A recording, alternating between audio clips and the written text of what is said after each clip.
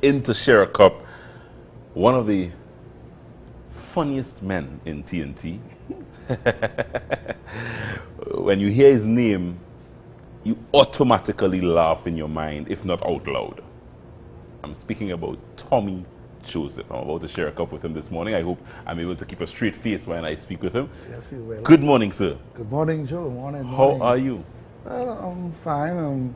Whether or not. Whether or not you, Yeah. I'm watching your orange ensemble. Yeah. They say orange is the new black, you know. It is also a signal to because you know how, like in America, when things happening, Right. they go to the color orange. We even tried it here in Trinidad recently. It worked. I don't know, but it's still around the color. Tommy, going way back, you man. were always that funny guy. No, well, you, I mean, originally from Belmont. Don't say it on the funny side, but always being humorous. Humorous. Yeah, because what happened, as I say, good morning, viewers, scouting for talent. Going way back then. Yeah, and not even before that, because Yeah. you had those times you used to have blockoramas.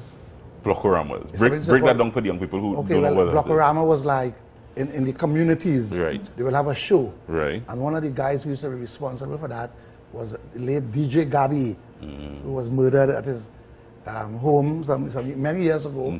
And you had a fella called Casey. He was the local James Brown. He was one of the fellas who used to promote these things like in Solo Pania. You go to all these communities. The Blockorama community. Yes, at that And time. everybody come out. In the streets. In the streets too, blockorama. And big crowds. And you guys just put on a show. Yeah, we do, and people come and they enjoy themselves and everybody get back home. At that time, Yeah, I don't know if now you could have it. Yeah.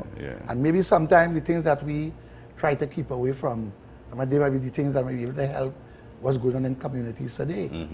But they're not looking at it. They're not looking at it from that perspective.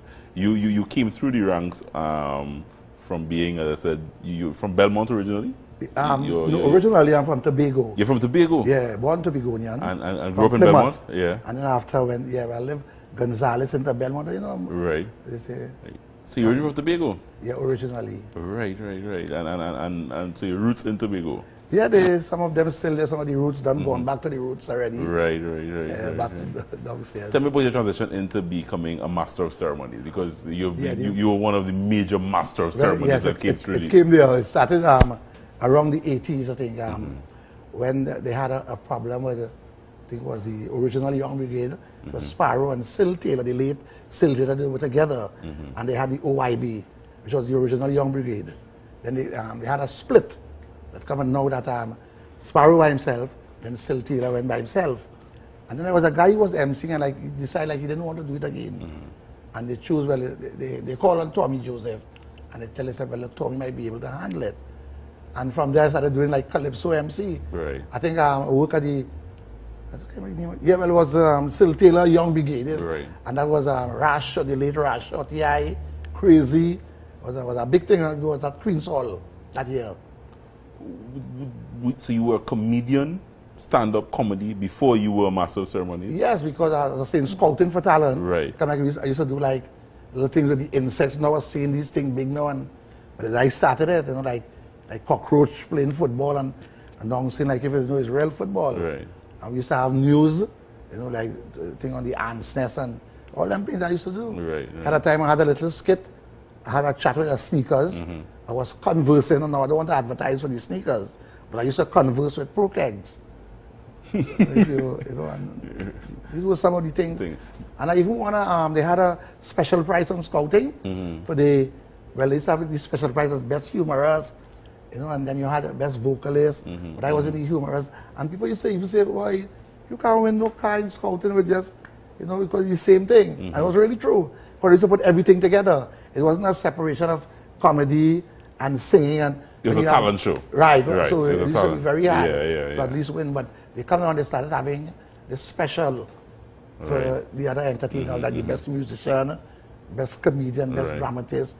And it's why I ended up. So were there other comedians that would have competed back then as well? Well, at that time, they had a guy, I can't remember his name, but I think he passed away. He used to impersonate. Right. He's the guy that came on the scene and, like, talking like people. Right. And that was a big one, and he ended up winning the prize. He won it twice. The first one, they tied both of us that Right, year. right. Second year, he got that prize. No. While you were coming up and you were doing your comedy and you're doing MCing and so on, you also had a day job. Are you still with the Postal Service? Well, not anymore. Not anymore. No, I reached the age. You reached the age. Yeah, because people see you're that young. You're that young. I'm that young. You're that young. Yeah, because people see me at the office there. Yeah. They ask me to me, nah. I say yes.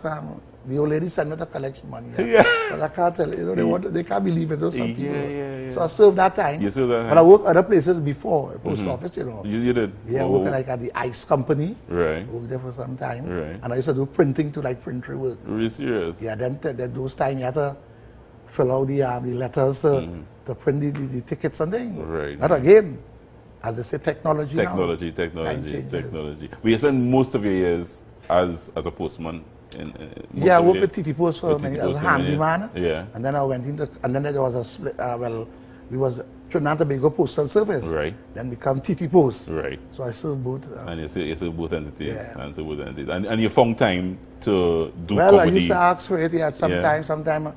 And like people used to say, but how are you working? Yes. And you're traveling? Well, what used to happen, I used to talk to promoters, and if I have a show overseas, I would ask them to make me fly like the Friday evening. Right. Bring me back home Sunday night or early Sunday morning. Wow. And I used to do Did it ever sometimes. start to occur to you that you could do comedy full time, do that? Did that ever occur to you? Never. Never occurred to I you? was approached to do it, and seeing the times that I travel, Yeah. and I'll see how it is. I say it wouldn't work. Try and keep your job, Tommy. So you said it wouldn't work because of the Because a lot of things. financially, or No, because it's your job. Yeah. The amount of things that still there for you, although you retire. When you retire in comedy, I don't think you will have those things there. Right. Like say, as a comedian, Right. there's a pension for the comedian. There's you don't have those things. Right, But right. your job, when you serve that time, there's still something there for you. Yeah. And that was important. And that was important for you. There were other people who did it, other entertainers. Yeah. Who resigned from their job and went for years. The stability was important for Three you. of them, maybe Yeah. David could have been one. Yeah. Enjoy the time at the Calypso tents.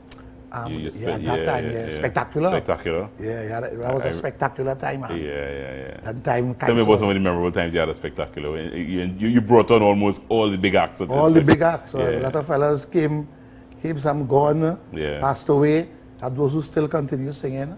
But that MC work at Spectacular, it was fantastic. It was spectacular. Yeah. You know, but I didn't give up after that, I went on to work for the last couple of years, I ended up at Kaiso House. Right. Like what I'm doing now. Right.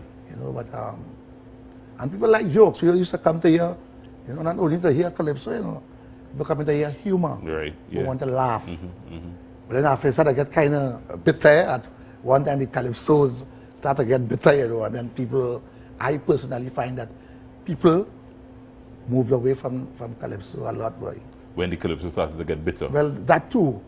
And then too. Politically bitter. Politically bitter. Yes. And then some of the things people saying. Yes. Where a fella could have, like for instance, I used to have children show. Right. And you can't pick much people to sing because of what everybody's saying. But I find it changed a lot. And recently, it's tough. Yeah. I working at Kaiso House. And That affected you and affected the MC when things started to turn in that direction? No. I wasn't, like in the political thing to say things. Even jokes. Right. Because as a comedian, I used to do like jokes. Right. But have different things people just do it. Like in stand-up comedy, now we have stand-up comedy. Right. Which of course even dying too, because I'm looking at something when we have these comedy shows now, you find out everybody doing skit. Yeah. And not stand-up comedy.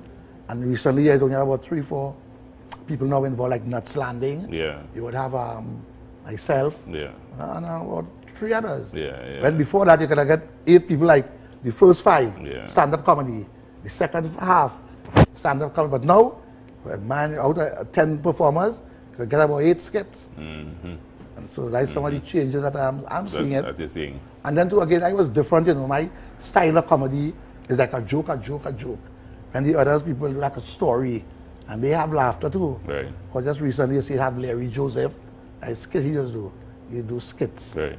Answering, talking back, Right. communicating. Yeah. But my thing is stand up. Stand up. Like I will give a joke. And then I give her next joke. Right. But you have to have plenty jokes. Yeah, there are plenty jokes. And then So you would stand up for what? One stint would be about a half hour on stage? It's much better so. Yeah. Because comedy is a thing like that. I think you should do for the longest, at least 30 minutes. 30 minutes, yeah. But what I like doing, I used to like impersonation. I like cricket, I like sports. I remember your impersonations. And all these like Gaffy Sobers. Yes. These things used to help me because the other time I went to a show, I think it was in St. Lucia. And the guy who went on before me, like in St. Lucia, they talk some patois. Yes. And this felt like he knew me good. And all the jokes that I was going to give, he gave about 6 of them in patois I didn't know. There's a fellow who come and tell me. So the only thing saved me was that cricket thing. Because you had to do over your whole... No, I just started, he could come and tell me, say some of them joke. You know, he tell me, give it in patois. So I decided to approach my thing different. Right. So I went into like sports. People like cricket. Yeah. So, you know, like you do the Gaffy Sobers, and you know, like them cricket commentators. Yes. You know, the English men, how they, what a marvelous guy. Yeah. The one blowing, or love line. There's a 3 step of gully cover, square cover, the mid off, mid on mid wicket, forward, short leg, and there's a backward square. Good morning, Henry Blofield. Good morning, from a marvelous day, oh love. And people used to was wrapping up that. So that changed the whole aspect of things. So I always used to keep that in case. In case. Anything, yeah. All right, Tommy Joseph, stay with us. We're coming back. We have a lot more to talk with you here on A Cup of Joe. We are sharing a cup with Tommy Joseph, one of the top comedians still around in TNT and a master of ceremonies for many, many a year here in Trinidad and Tobago. Stay with us. Tommy Joseph sharing a cup with me this morning. Yeah, man. Always remember that. You see, when you're playing against a team like the Australians, you can't make modest scores. That means you bat with the wrong pads. When you're batting, you have to bat, you have to stay free.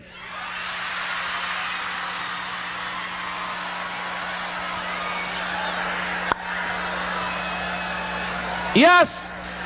And then even the strokes you're making, you have to be careful. So you could bat carefree.